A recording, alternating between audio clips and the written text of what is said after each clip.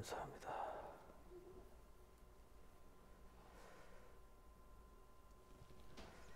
계시록 드디어 이제 20장 할 차례입니다.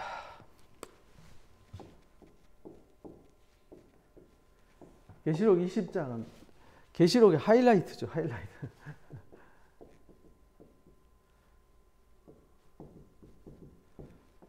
하이라이트입니다. 왜냐면 이게 이 꽃, 계시록 꽃이거든요. 꽃. 계시록의 꽃. 이게 20장이 없으면 사실은 계시록이나 사실은 또 성경 66권의 꽃이라고도 할 수 있습니다. 여기에 있는 것이 뭐냐면 첫째 부활이라고 하는 이 놀라운 영광. 이거는요, 그리스도와 함께 혼인잔치를 하고 그리스도와 함께 영광에 이르는 역사이기 때문에 이건 영광이거든요. 영광. 그리스도와 함께 보좌 우편에 앉아서 1000년 동안 왕노릇한다 하는 그 영광이 이 계시록 20장의 하이라이트거든요. 근데 이 계시록 20장 때문에 수많은 종말론자들이 세상에 혼란을 주었고 혼란을 가져왔고 지금도 혼란을 주고 있습니다. 그래서 이 20장은 참 조심스럽고도 해석하기가 난해한 성경 중에 하나입니다. 그래서 여기서 이제 계시록을 우리가 잘 살펴보는데 계시록 20장에서 왜 중요하냐면 20장 1절을 보니까 내가 봄에 천사가 무저객 열쇠와 큰 쇠사슬을 가지고 와서 하늘에서 내려와요. 그래가지고 용을 잡습니다. 잡고 보니까 옛뱀이고 마귀고 사탄이에요. 이게 하늘에서 내가 쫓겼죠. 12장에서 내가 쫓겼어요. 근데 잡아서 1000년 동안 결박해요. 1000년 동안 결박했으니까 이 세상이 사탄이가 없는, 용이 없는, 짐승이 없는, 뱀이 없는 세상이 1000년간 이루어진다는 거잖아요. 그게 이제 1000년 왕국 역사란 말이에요. 그래서 20장 이 사건을 통해서 1000년 왕국 이야기가 나오는 거예요. 1000년 왕국. 왜냐하면 마귀를 잡아도 1000년 동안 활동 못하도록 결박해서 가다 놓으니까요. 그래서 이 1000년 왕국, 요걸 기준으로 해서 이제 이 1000년 왕국이 누가 참여하냐면 첫째 부활에 참여하는 자들이 참여한단 말이에요. 그래서 이걸 기준으로 해서 이게 언제 이루어지냐면 주님 재림과 연관이 있어요. 다시 오심. 주님 다시 오심. 이제 초림 2000년 전 오셨던 예수님과 다시 오시는 주님. 다시 오실 땐 주님 뭐하러 오시냐면 심판하러 오시는 거잖아요. 근데 이렇게만 알고 있는데 이제 이거 가지고 이 천년 왕국이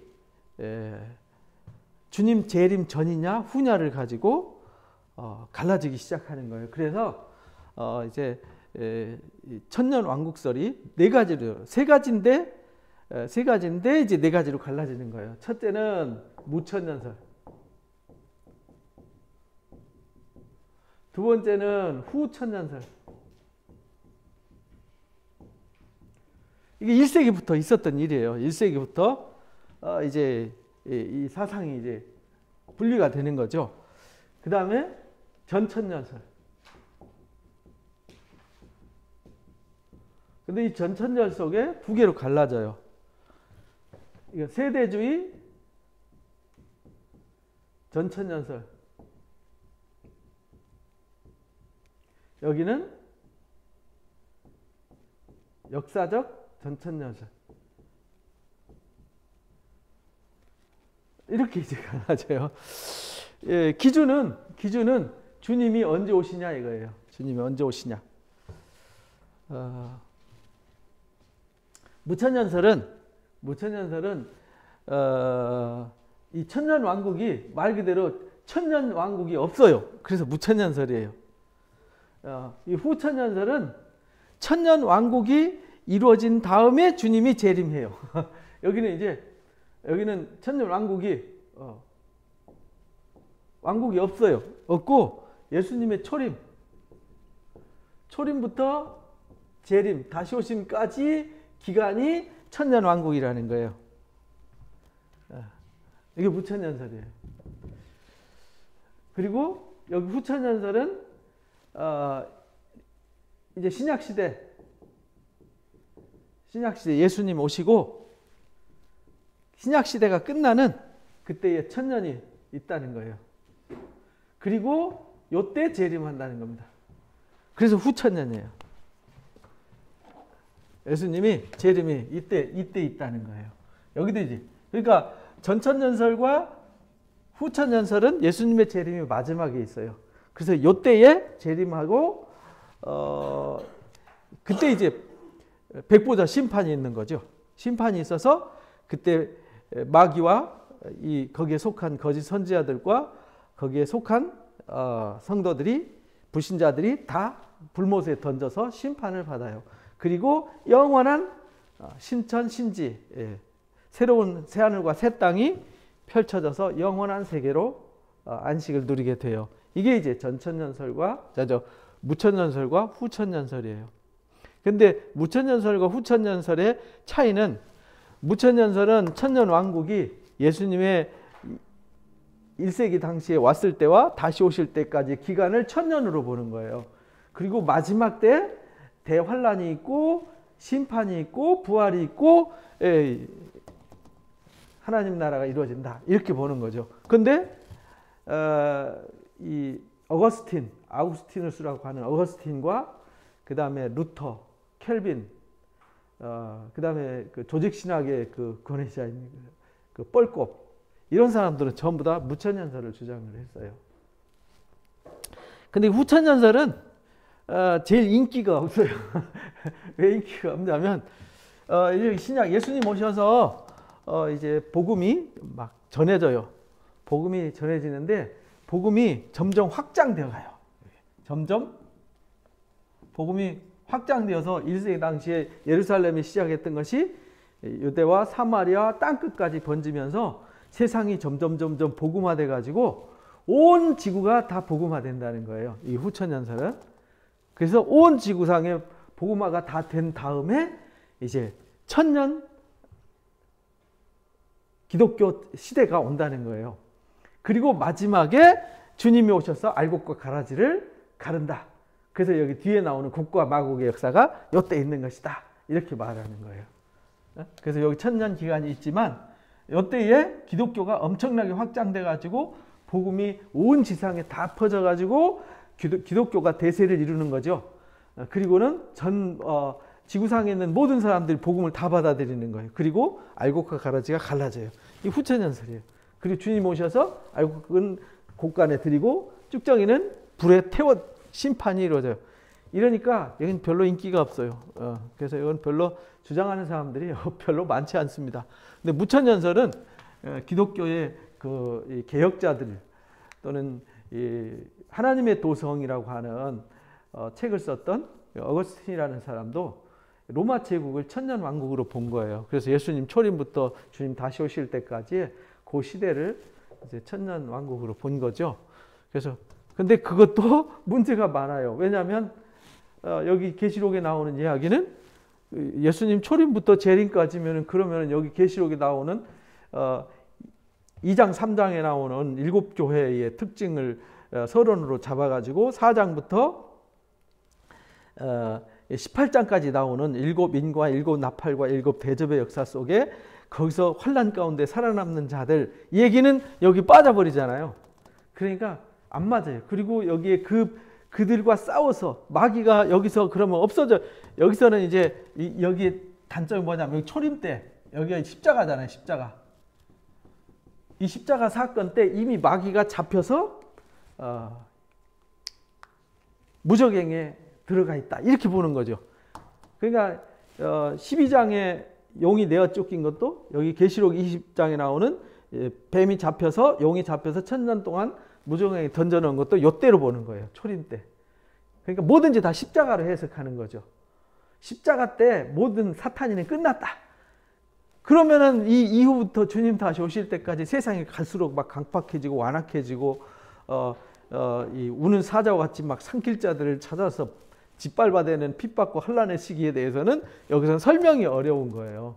그래서 이게 이제 종교 개혁자들이나 이 사람들이 이걸 주장하지만 설득력이 좀 떨어지죠. 설득력이 떨어져요. 그래서 이제 나온 게 뭐냐면 전천년설이에요. 근데 전천년설이 세대주의 전천년설은 이제 1800년대 영국의 이제 달비라고 하는 사람이 만들어낸 이론인데요. 세대주의 전천년설은 쉽게 말하면은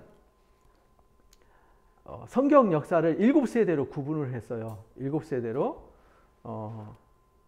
처음에 이제 창조 시대, 그러니까 죄가 없던 시대죠. 그리고 타락하고 노아 때까지를 양심의 시대, 양심으로 살았다는 거죠. 양심의 법으로. 그 노아 때부터 이제 아브라함이 등장할 때까지는 인간 통치 시대, 인간이 자의적으로 통치하던 시대다. 이렇게 세 번째로 봤고요. 그 다음에 이제 아브라함부터 모세 때까지는 아브라함의 언약을 가지고 시작했기 때문에 언약 시대다. 이렇게 봤어요. 그리고 모세 때에는 율법 시대, 예수님 때까지. 예수님부터 이제 천년왕국 전까지를 은혜 시대 이렇게 본 거죠. 은혜 시대. 그리고 주님 재림하시고 나서 천년 동안 왕국 시대가 된다. 이렇게 7시대를 구분했는데 그것도 거기에 나오는 성경에 나오는 여기 이제 예루살렘 또는 이스라엘, 유대 이야기를 전부 다 누구로 계산하냐면 지금 현재 이스라엘 나라.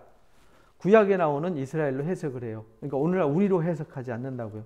오늘 우리가 아브라함의 자손이고 이스라엘이고 우리가 영적 이스라엘이고 우리가 갈라디아서에 나오는 약속의 자손, 이삭의 자손이라는 것을 인정하지 않아요. 그래서 이 세대주의 전천년설은 그런 말도 안 되는 얘기가 있고, 그 다음에 예수님의 재림의 시기를 언제로 보냐면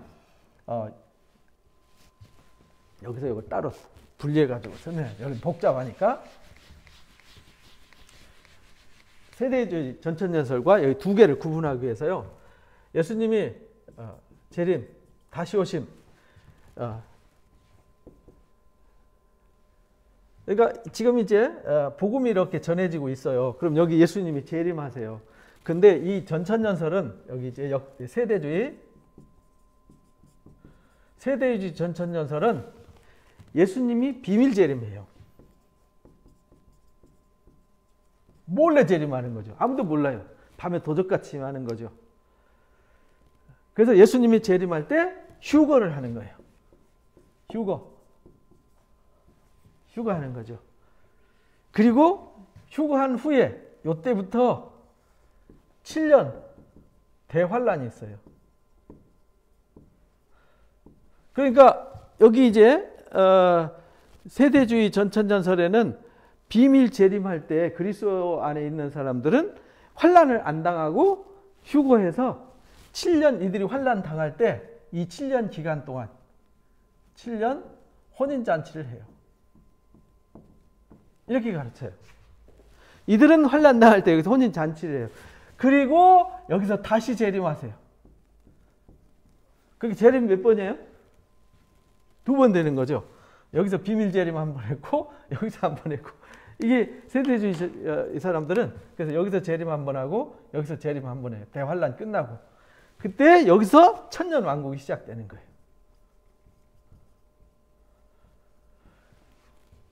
그럼 천년 왕국 끝나고 백보자 심판이 있고 불못에 들어가고 영생하고 그런다는 거예요. 그러면은 그때 또 주님이 심판으로 오잖아요. 그러니까 부활이 여기서 이제 부활의 관점도 다 달라요. 이 부활이 요때 부활하는 첫째 부활이라는 거예요. 휴거한 사람들. 그리고 여기 지상에 남아있는 사람들이죠. 여기 이제 남아있는 사람들이 이들을 이스라엘, 유대인으로 봐요. 그래서 세대주의들이 예루살렘 성전이 제3성전이 세워져야 된다고 예루살렘이 땅끝 한 바퀴 돌아서 예루살렘 선교해야 된다고 외치는 사람들이 사실은 세대주의자들이에요. 그래서 부활이 외쳐요. 그리고 여기 무천년설의 부활은 여기서 부활은 없어요. 뭐가 부활이냐? 여기 초림에서 재림까지 있는 요때 거듭남, 십자가, 여기 부활은 거듭남, 중생, 이걸 부활로 보는, 영적 부활로 보는 거죠. 여기는 육신의 부활이 아니라 영적인 부활로 보고 마지막에 이제 영의 부활로 이제 끝나는 거죠. 그러니까 이 땅에 천년왕국은 없는 거죠. 그러니까 여기도 부활이 이제 이런 애매함이 있는 거예요. 그래서 여기서 이제 재림이 또 한 번 이루어져요. 근데 여기 이제 역사적 전천년설은 예수님이 여기 재림을 해요. 재림을 할 때 비밀 재림하지 않아요. 여기 재림하기 전에 환란이 있어요. 여기서 말하는 7년 대환란인데 7년이라는 건 없어요. 그냥 대환란이에요. 환란의 시기가 있어요. 이 7년이라는 거는 이 사람들이 만들어낸 거예요. 한때, 두때, 반때 이래가지고 성경에 나오지 않는 이론이에요. 근데 이 사람들은 한때, 두때, 반때가 7년이다 이렇게 본 거죠. 이 다니엘서 말씀을 인용해가지고 또 이제 13장에 나오는 말씀을 가지고 만들었는데, 우리가 복음을 듣고 주님 재림하기까지 지금 이제 13장부터 18장까지 나오는 그런 환란들이 있다는 거죠. 그래서 14장에 여자로 더불어 더럽혀지지 않고 믿음의 정절을 지킨 자들, 2장 3장에 나오는 성령의 음성을 듣고 이기는 자들, 이렇게 말하는 거죠. 이기는 자들. 그래서 환란의 시기를 이기는 자, 이기는 자가 3장 21절에 계시록 3장 21절에 하나님 보좌 우편에 앉게 해주신다 이렇게 말했잖아요. 마태복음 9장에도 부자는 천국 못 간다. 부자는 천국 가는 것이 낙타가 바늘기 지나간 것 같다. 그러니까 제자들이 누가 그럼 천국 갑니까? 그러니까 주님이 설명했던 거거든요. 우리는 주님을 위해서 다 버리고 주님 따르는데 우리는 어떻게 됩니까? 그러니까 너희가 이제 주님 나라에서 12보좌에 앉아서 왕노릇할 거다. 다스리게 될 거다. 왕노릇에 대해서 말씀하셨어요. 그래서 이 이기는 자들이 주님이 여기 재림하세요. 주님 재림하면 주님과 함께 이 환란을 이긴 사람들이 뭐하냐? 천년 왕국을, 쉽게 말하면 지금 2장 3장에서 계시록에서 강조하는 것은 당시에 도미티아누스 황제 때 환란 당하는 그 사람들한테 위로와 격려를 하기 위해서 쓴 편지잖아요. 지금 우리가 바라는 소망이 어디 있냐? 여기 있다. 왜 그래? 아까 이제 서두에 천년 왕국이 기독교의 꽃이다. 그래서 이걸 선물로 주려고 하는 거다. 그리고 천년 왕국 끝나고 요때 산자와 죽은 자들이 여기 미혹의 역사가 있고 곡과 마곡의 역사가 있고, 여기서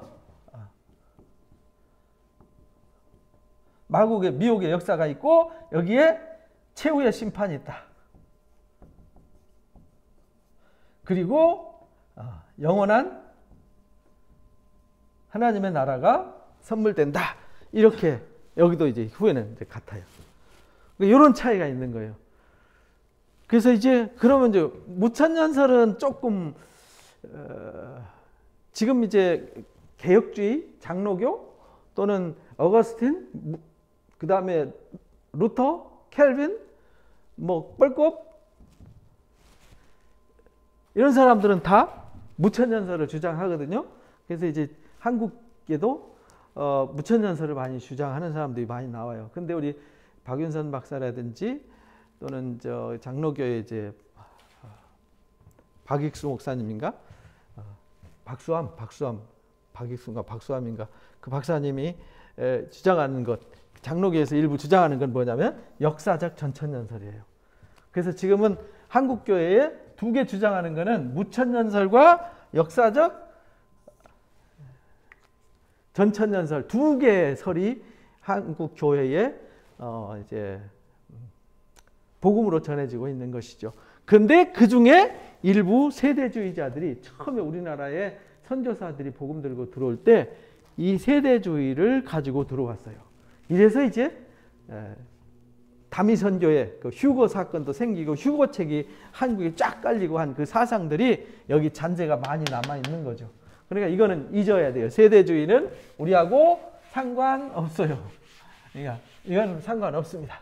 그 다음에 후천년설 우리하고 상관없습니다.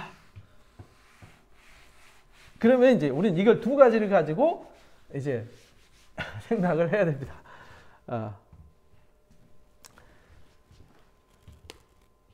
근데 우리가 해석은 철저히 성경 중심이 되어야 된단 말이에요. 성경은 성경으로. 그건 신학이 아니에요. 신학이 아니고 성경은 성경으로. 이 말은 성경에도 스토리가 있다는 얘기예요.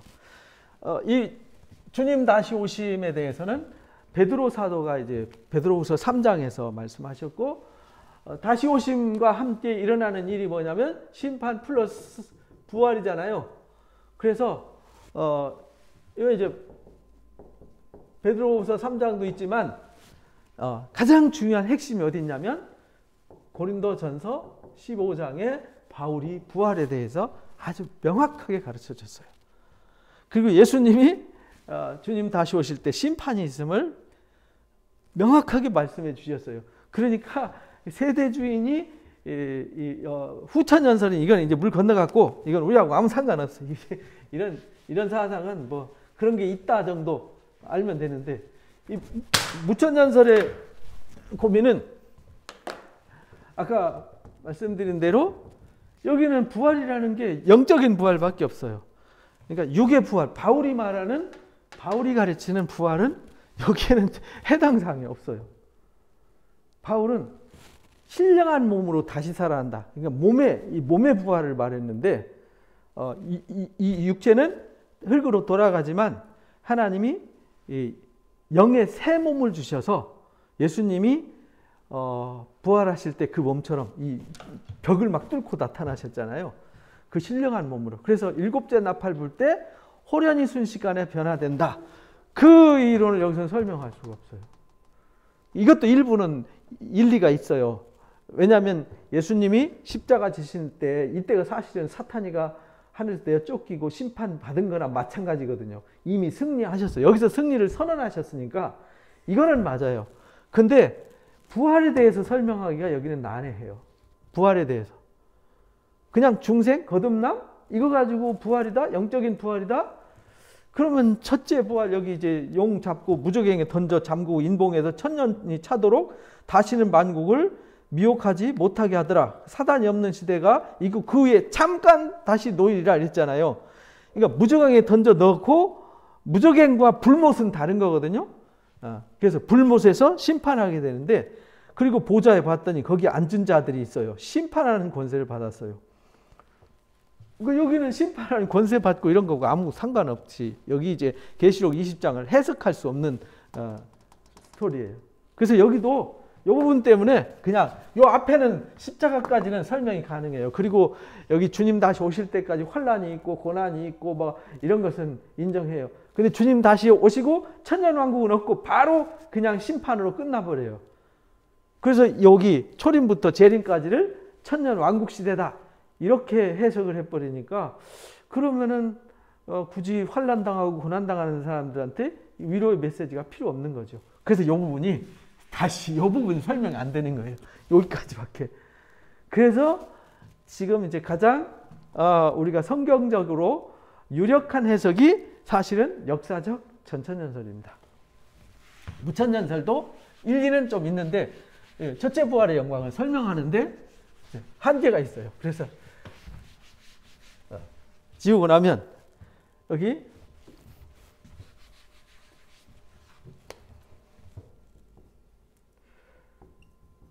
최후 심판, 여기 이제 불못이 영원한, 이게 여기서는 이제 각자 기록된 대로 행위대로 심판을 받잖아요.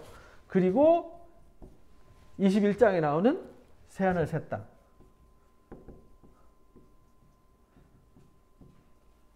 이 영원한 하나님의 나라죠.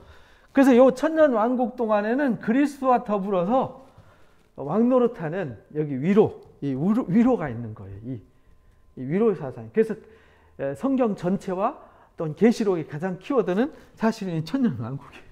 이것 때문에 불못에 십자가에 매달리는 것도, 불기둥에 매달리는 것도 마다하지 않은 것이죠.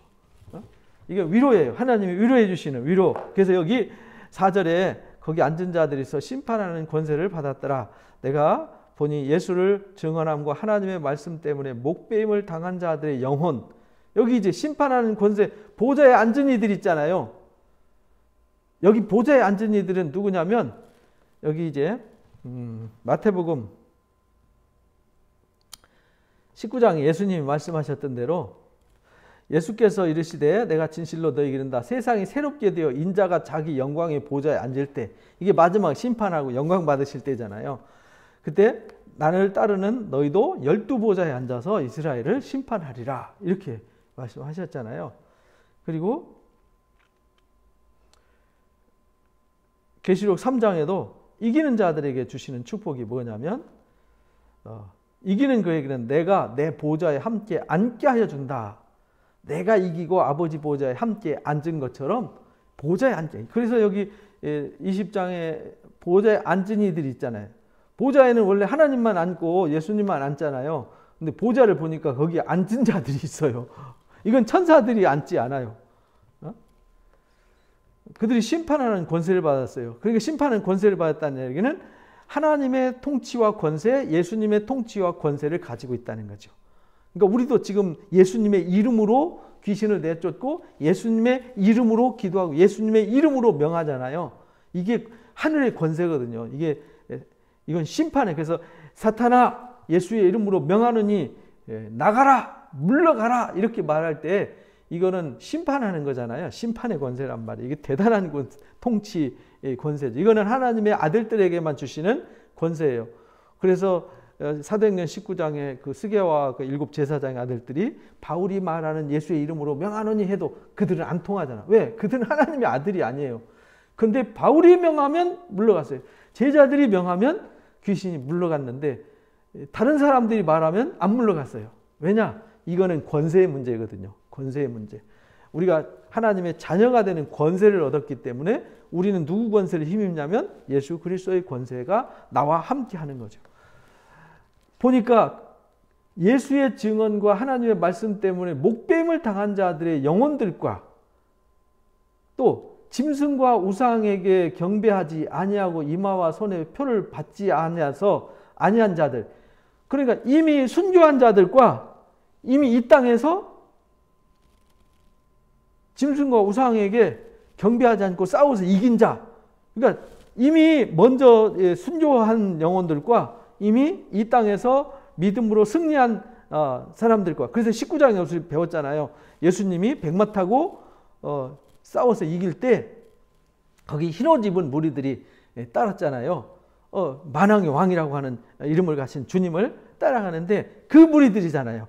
그 무리들, 예수님과 함께 싸워 이긴 자들과 6장에서 나오는, 우리가 6장에서 5째 인을 뗄 때에 이런 말씀이 있었죠.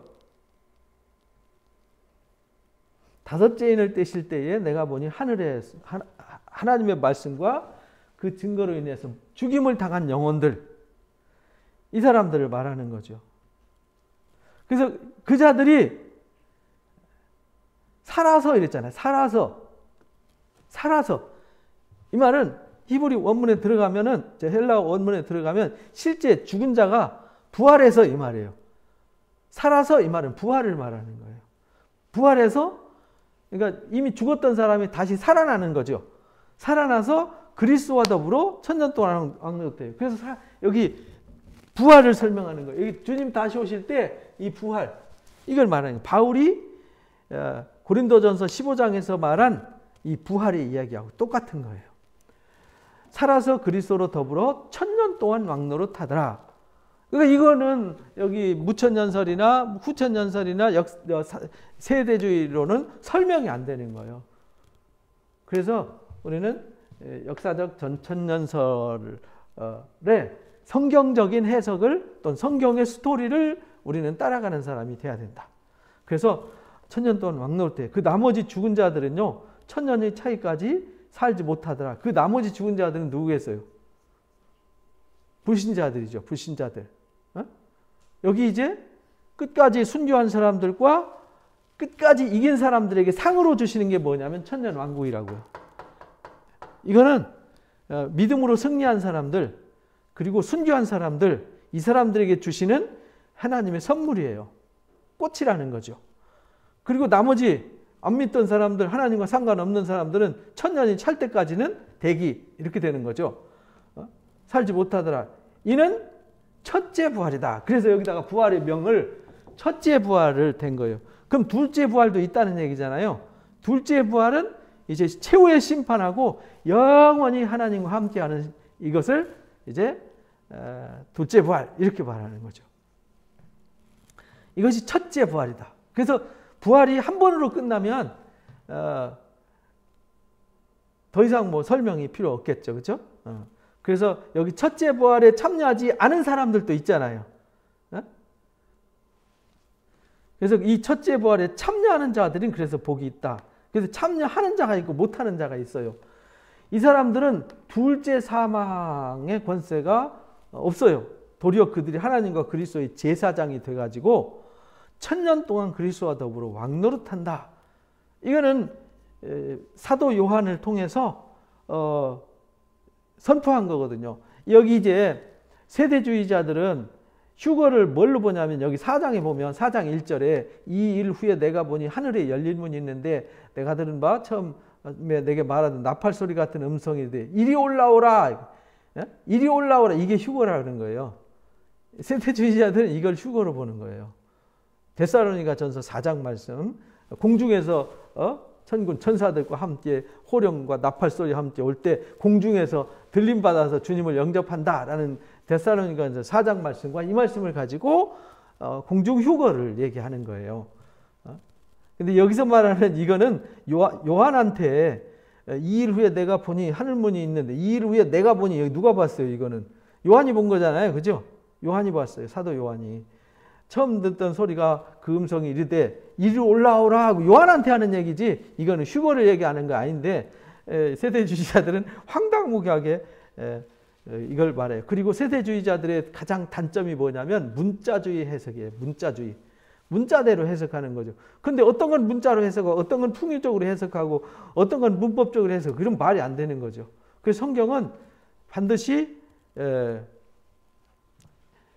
하나님 말씀을 근본적으로 해석하되 문법과 역사적 배경과 당시의 정황과 신학적인 근거를 가지고 해석을 해야 되는 것이죠.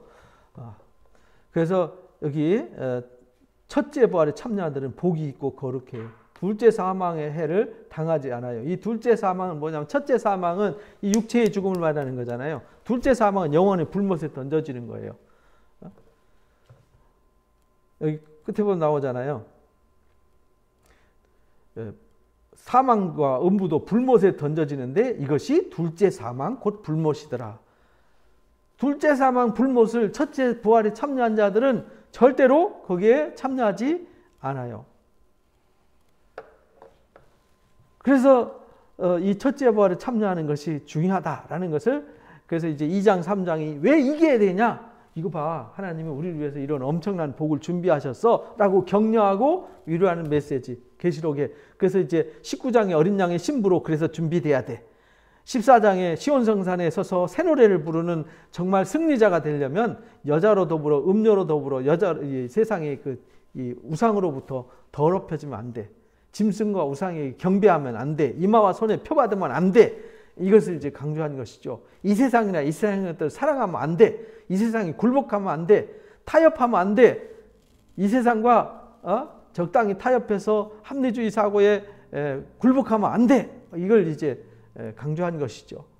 그리고 19장에 백마탄 그리스도와 함께 싸워 승리하는 자가 되어서 이기는 자들이 이 첫째 부활에 참여하게 된다.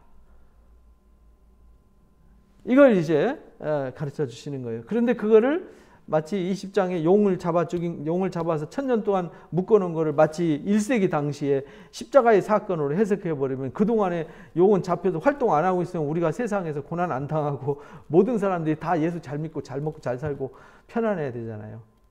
근데 그거는 그런 건 해석이 안 되잖아요. 그래서 무천년설은 그런 단점이 있다.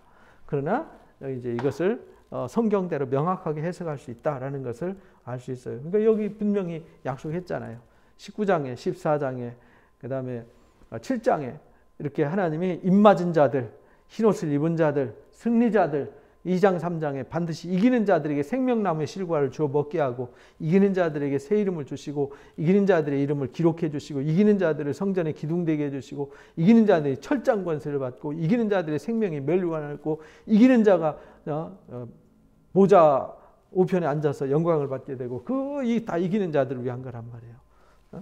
근데 그런 것을 해석 안 되는 거죠. 그래서 천년이 참에 사탄이 옥에서 놓였더라. 이렇게 옥에서 놓여서 땅 사방에 나와서 미혹하는데 결국은 이 지면에 널리 성도들의 진과 사랑하시는 성을 두름에 하늘에 불이 내려와서 그들을 태워버리더라. 옥에서 놓여서 미혹하는데 이 사람들은 첫째 부활에 참여했던 사람과는 상관이 없는 거란 말이에요. 첫째 부활과 상관없는 사람들. 그 다음에 그들이 미혹하는 마귀가 불과 유황못에 던져지니 거기는 짐승과 거짓 선자도 세세토록 밤낮 괴로움을 받더라. 이게 둘째 사망이더라. 뒤에 이제 설명하는 거예요. 그러니까 중복 설명하는 거죠. 이게 순서대로 설명하는 게 아니에요. 내가 그래서 보니까 하나님의 마지막 심판의 보호자가 보이는 거죠. 거기에 보니 땅과 하늘이 그 앞에서 피해서 온데간데 없어졌어요. 그러니까 이제 이 세상이 완전히 끝나는 거죠. 그래서 여기 이 첫째 부활 후에 이제 완전한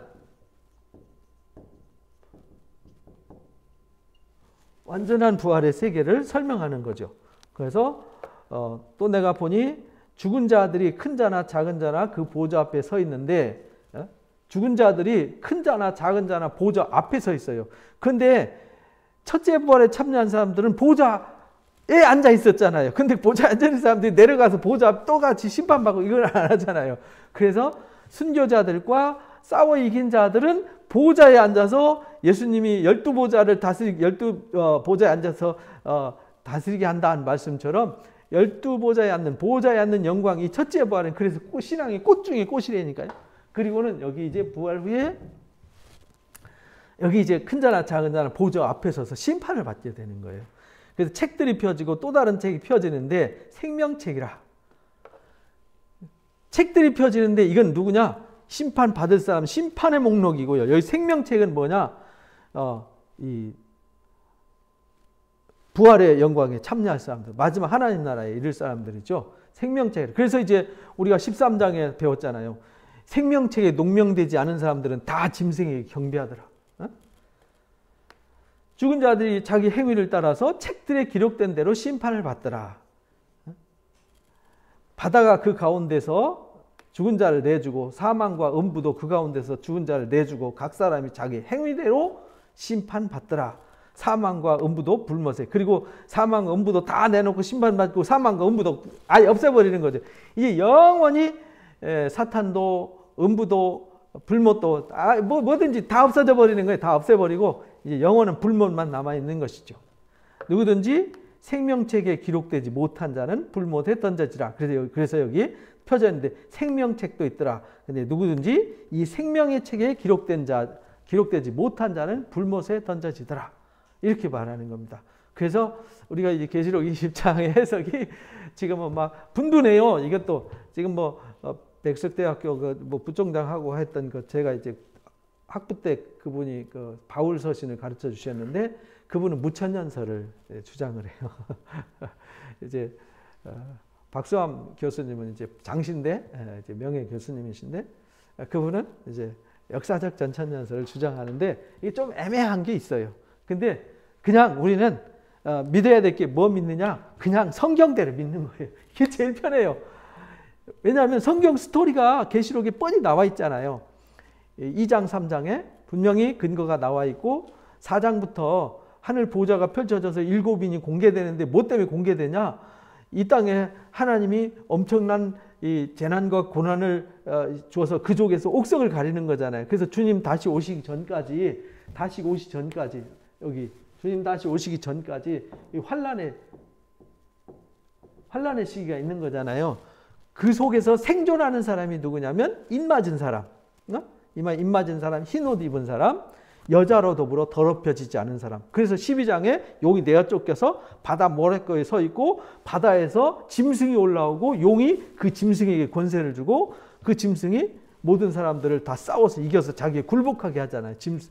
이마와 손에 표를 받게 하고 우상에게 경배하게 하고. 근데 14장에서 시온 성산에 서는 자들은 그 여자로 더럽혀지지 않잖아요. 그리고는 이제 15장에서 일곱 나팔이 불려질 때, 일곱째 나팔이 불려질 때, 일곱 대접이 준비되고 대접이 쏟아질 때 놀랍도록 하나님이 심판하시는, 그래서 이 세상이나 이 세상 것들 사랑하고 의지하는 사람들, 곧 짐승과 우상에게 경배하고 진 사람들, 이긴 자들이 아니라 진 자들은 다 진노의 심판, 환란 때에 다 심판을 당하더라, 그런 얘기잖아요. 그리고 심판은 언제 되냐? 최후의 심판, 여섯째 인대일 때 마지막 세상이 종이축 말리듯이 싹 사라져 버리잖아요. 그것이 언제 이루어지냐? 이제 20장에서 이루어지게 되는 거예요. 그러니까 그것이 이제 앞에서는 서론 속에 다 집어넣고 구체적으로 4장부터 18장까지 경고와 심판 이야기를, 하나님의 비밀을 공개하는 거죠. 하나님이 하실 일들을 공개해서 거기서 구원하실 자들을 구별하시는 거죠. 그래서 여기 환란에서 옥석이 가려지는 거죠. 환란에서. 여기 환란 시기에 이기는 자가 있고 무너지는 자가 있다는 거죠. 그래서 추수라고 하는 것은 까불러서 후 불어서 날아가는 거는 쭉정이고 알곡은 남는 거잖아요. 이게 환란의 시기가 그런 거라는 거죠. 그래서 2장 3장에 성령이 교회들에게 하시는 말씀을 듣고 이 경고의 음성, 일곱째 나팔이 불려지는 경고의 음성을 듣고 여기서 회개하지 않는 사람들은 다 훅 날아가고 심판을 받게 되는 거다. 그러나 마지막까지 이긴 자들은 순교자들과 함께 첫째 부활에 참여해서 그 영광을 누리게 되는 것이다. 그리고 천년이 차기까지 마귀는 잡혀서 불못에 음부에 잡혀 있다가 결국은 마지막에 둘째 사망의 해를 받게 되고 영원한 불못에 던져지게 된다. 그리고 그때 마지막 때에 모든 아담 때부터 시작해서 모든 사람들이 다 하나님 앞에 백보자 심판에서 심판을 받게 되고 거기서 영원한 불못에 들어갈 자와 영생에 이를 자를 구별하게 된다. 이게 20장의 키워드입니다. 그래서 이 놀라운 사실을 우리가 바르게 알아야 되는데 이 성경을 좀 많이 읽고 깊이 읽고 사람들이 뭘 주장하는지 내용을 좀 더 깊이 살펴볼 필요가 있다.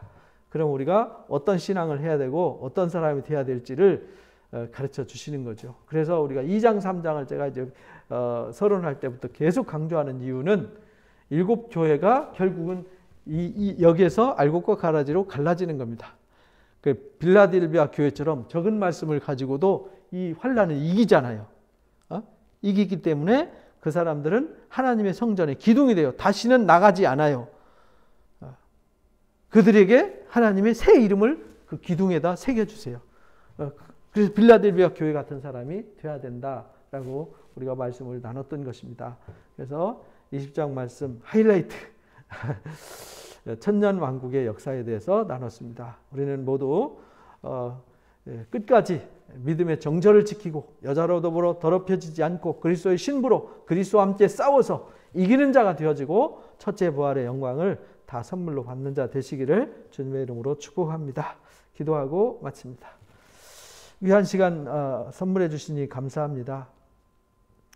귀한 말씀을 통해서 1세기부터 정말 믿음으로 싸워서 오직 하나님의 말씀으로 살고 오직 하나님의 은혜로 살고자 하는 애쓰는 사람들을 위해서 하나님이 우리에게 얼마나 큰 상이 있고 위로가 있는지를 분명하게 가르쳐 주셨습니다.